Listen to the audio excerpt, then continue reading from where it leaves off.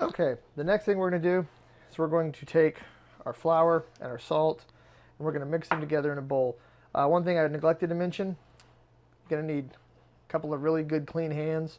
Recommend taking the jewelry off. So I'm going to set the wedding ring over here and we're going to get started mixing this stuff together. Okay, so I've got my flour and my salt here.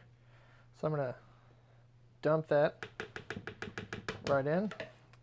And then what I'm going to do, you can see I've been playing with my flour. I'm going to take my salt.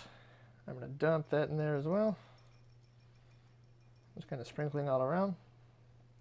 The reason you put the salt in on top of the flour is that if you put the salt in the bottom, salt's heavier than flour and it's going to sink all the way to the bottom. And so you're not going to get even distribution. That's why I recommend using your hands for this and not a spatula or a whip.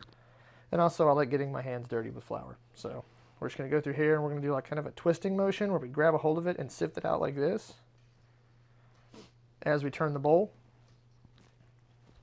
And this will help for even distribution. You want to make sure you get all the way to the bottom too, which I'm doing right now.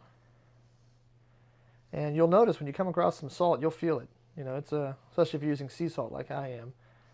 You want to make sure that you can also grab a hold of it like this and just squeeze. And we're also trying to break up the flour. We don't want to use sifted flour because it'll be too light and too airy and it won't measure out as well.